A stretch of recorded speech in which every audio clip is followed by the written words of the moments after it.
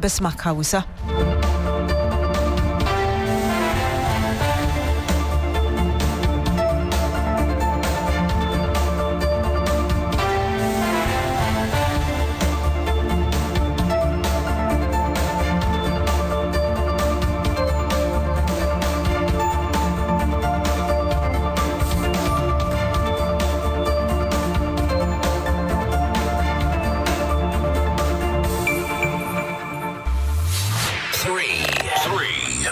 FM.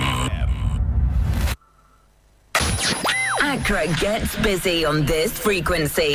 92.7 3 FM. Follow us on social media. Twitter at 3FM 92.7. Facebook at 3FM 92.7. And also on 3news.com.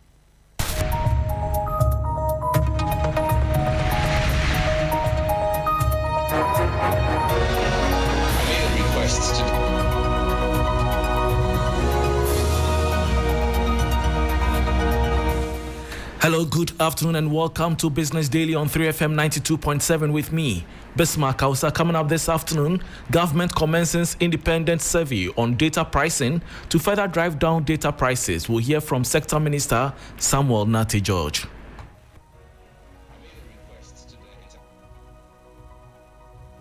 I made a request to the International Telecoms Union, the IDT, to carry out an independent survey of Ghana. Once we get that report, it will arm us with the right steps to take.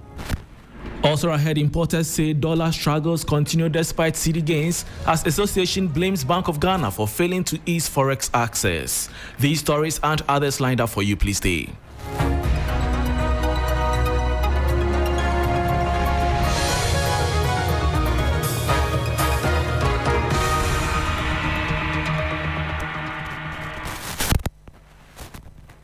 Thanks for your company. Now to the details. The Ministry of Communication, Digital Technology and Innovations is on the hunt for ways to drive down data prices in Ghana.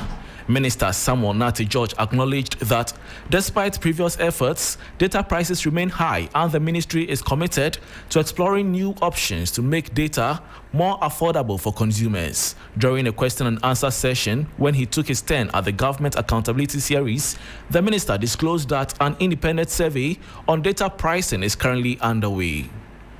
I made a request to the International Telecoms Union, the IDT, to carry out an independent survey of Ghana and our data pricing and telecom pricing vis-a-vis macroeconomic indicators and the sub-region. We're expecting to get that report by end of September. And once we get that report, it will arm us with the right steps to take. Are we going to be asking for further reductions, or do we sit where we sit? I think that we will continue to explore this. But let me also be clear that a lot of this is market forces driven. So it's a demand and supply thing. And that's why I believe that the previous administration did us great disservice, where Google was willing to land their Equiano cable in Ghana. And because of whatever personal interest existed in the ministry at the time, we frustrated Google from landing its Equiano cable, and it took the cable to Togo. Meanwhile, the minister says he has directed the National Communications Authority, NCA, to suspend all DSTV broadcasting licenses effective August 7, 2025 if the network provider fails to adhere to the price reduction directive. According to the minister, multi-choice operators of DSTV cannot continue to fleece the Ghanaian consumer. I made the announcement that I had directed multi-choice to be present at the ministry for a meeting. At that meeting, we requested a 30% reduction in pricing for subscribers of MultiChoice Ghana's packages. The meeting addressed public concerns about affordability, value for money, and fairness in service delivery. I made clear the ministry's expectation that pricing structures had to be responsive to Ghana's current economic context. I made a formal request of 30% reduction in the package pricing and gave a deadline of July 21st for a formal response from MultiChoice. On the 21st of July this year, I received a 9-page letter from MultiChoice detailing why they were refusing to reduce their pricing. They The reasons included that the cedi had depreciated in the preceding 8 years by 240%. And they claimed that my request for a reduction on the basis of the appreciation of the cedi was unfounded because, in their words, the appreciation of the Ghanaian cedi over the last 6 months has been a fluke which could not be sustainable. As minister, my fidelity is to the Ghanaian people. I have had to act in the interest of the Ghanaian people. And I believe that the Ghanaian people have been fleeced and exploited for too long.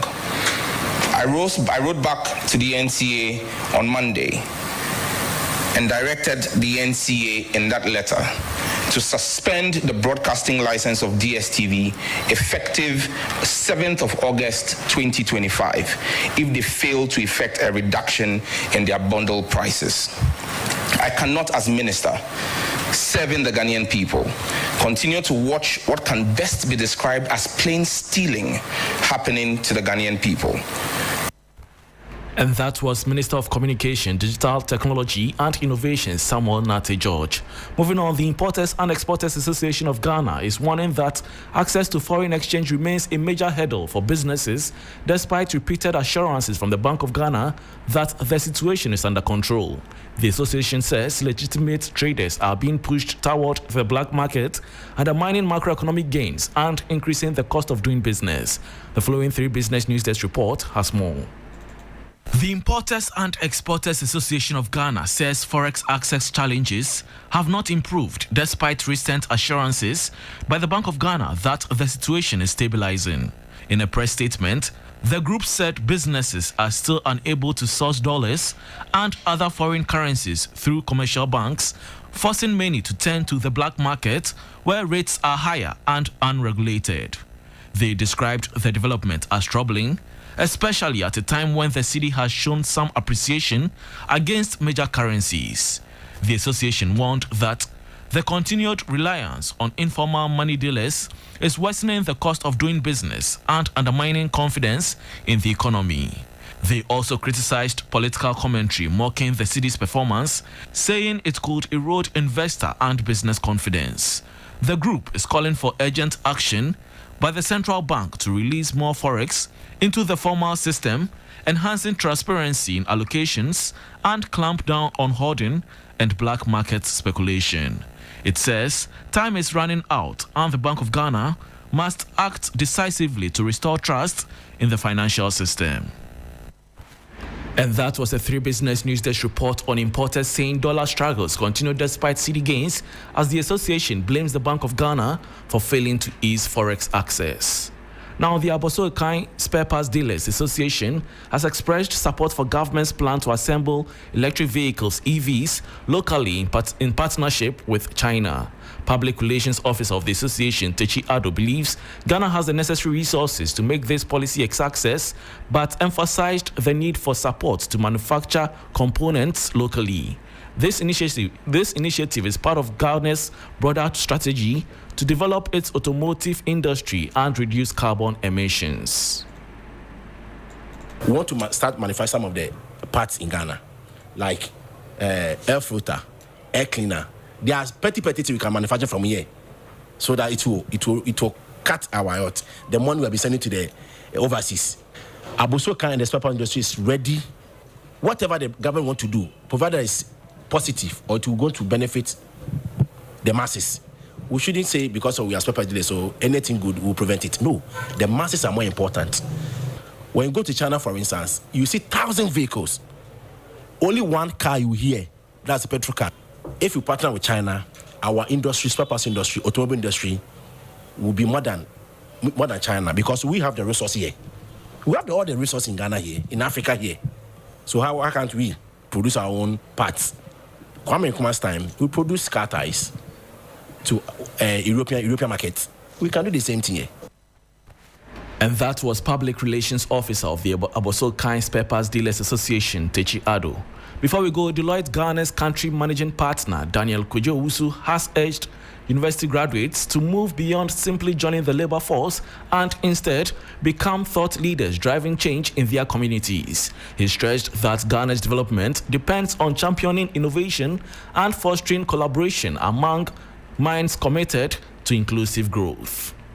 Through partnership, innovation, and a strong sense of public duty, Leicester-trained minds can help strengthen our institutions, reform systems, and drive inclusive growth. We must continue to rise as thought leaders, not just as boardroom, but in communities where change is badly needed. So as we launch this centenary celebration, let's commit not only to remembering where we have come from, but to reimagine what we can become as individuals and as a network.